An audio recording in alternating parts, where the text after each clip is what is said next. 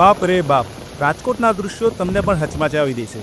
ગઈકાલે ગુજરાતના અનેક જિલ્લાઓમાં કમોસમી વરસાદ પડ્યો, જ્યારે રાજકોટમાં ભારે પવન સાથે વરસાદ અને કરા પણ પડ્યા. ખેડૂતોને થયું ભારે નુકસાન. જુઓ વરસાદના લાઈવ દૃશ્યો.